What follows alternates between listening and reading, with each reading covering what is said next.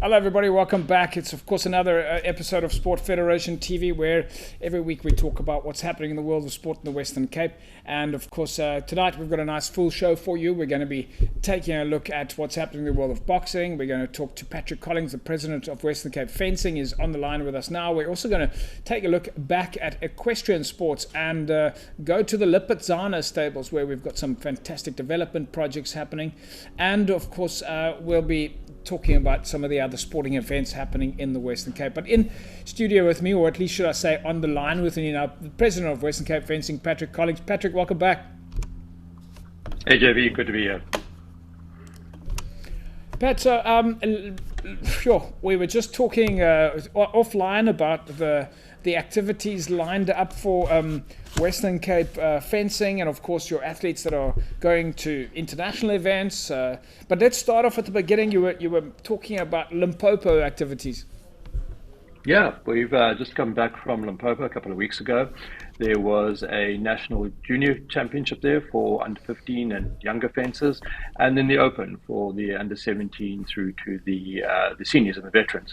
And Western Cape did really well. We came back with 7 gold, 6 silver, 8 bronze across all the weapon disciplines and the age groups and the gender categories. So that was really great. Just want to make a shout out to Brittany Adonis from the Eden region. Yeah. She's coached by Susanna Grella, and she got gold in under 20 women's airplay. A really, really phenomenal achievement, because that's a really difficult category. So she did really well there. And then Ewan Kruger from Cape Town, he continued his relentless march forward, picking up gold in under 17 and under 20 men's airplay. So that's really good results. That's quite fantastic. We've heard Brittany Adonis' name mentioned quite a few times now, really coming through the ranks, working with Susan in the Eden region. I recall during the COVID times, Susan was even then trying to reach out and make sure that Brittany had the kind of support that she needed. That must really be heartwarming for you. Oh, it's fantastic. You know, at the end of when Brittany won the final, Susan was there peace-side, and just this incredible embrace and all they've achieved together and what they've accomplished. And you know, it's not just coaching in the sport. Susan is involved in their lives. She makes sure that they have opportunities going forward. She helps them in fundraising. It's a 360 involvement. I mean, they're like a mother and daughter show there. It's really, really beautiful to see. That's quite fantastic. And from a Ewan Kruger perspective, I mean, when you're talking about high performance really showing its results, then this is it. Yes, yeah. This kid is phenomenal. Under 15 African champion. He got bronze in the under 17. It's just turned 16. His birthday was yesterday. So continues going forward. He came 8th at the Commonwealth, and just keeps bringing in the medals and moving forward. And a really nice kid as well. Yeah, and if I recall, he was one of the nominees for the Western Cape Sports Awards. He was, yes. Yeah. And hopefully he'll be again. You've got 4 athletes going overseas as well, coming up, well, in fact, in this month. Yep, we've been starting this weekend. We have Alexandra Lancaster, who's the captain of UCD Fencing. She's over in Italy for 3 months, and she's now jumping on a plane and going across to the UK, and she's going to fence in the British Open, so really excited about that. And then we've got 12-year-old Gemma Bellini and 13-year-old Tatiana Tomatis, who are taking part in a under-14 competition in Switzerland. So that's their first one international, and this under-14 is a new event that's been created in Europe, so we're really excited to see how we do there. And then Pakama Yantolo later in the month heads off to Cairo for the Senior African Championships. So it's a busy month for us. So, just looking at some of the names that you mentioned there, Tatiana, the Yantolo twins again. Or just the one this time. Or it's just well, I suppose they're going to be missing each other. I don't know how that works out. Yeah, this is the first time, so we're going to see how it goes. Yeah, Pumza and Pakama, Yantolo, of course. So Pakama's going to the Africa Champs again, you say, to Cairo.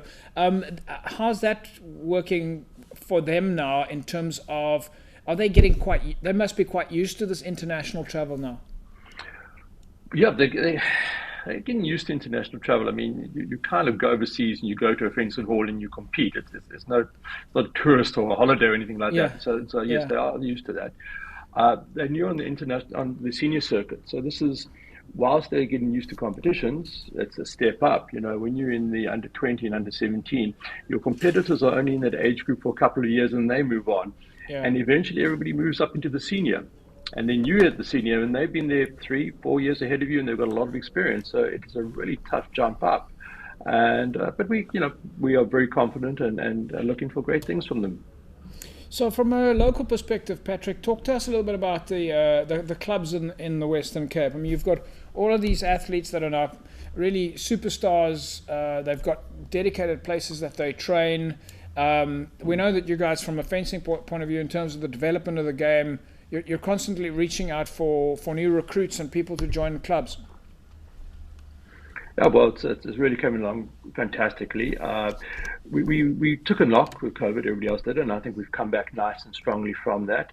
And it's great to see the collaboration between the clubs. So you would have one club would go train with another one that might have better facilities.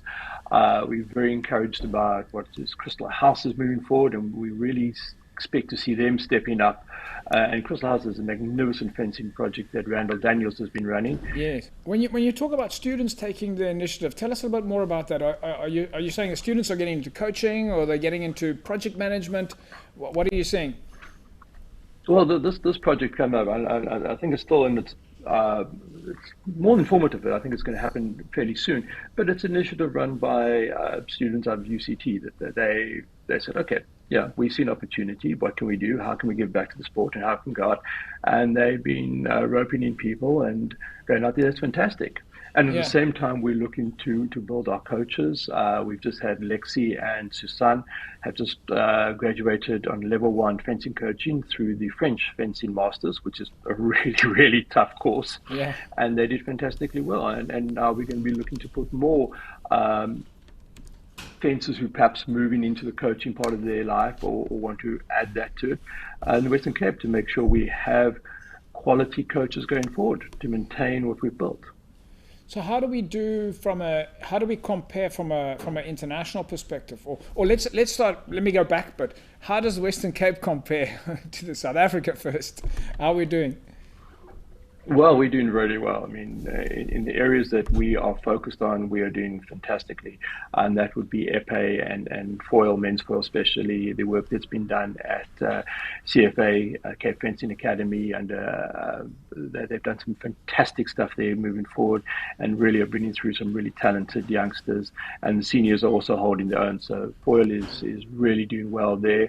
Obviously, we've got the epee, which has been a focus for a couple of clubs for a while now.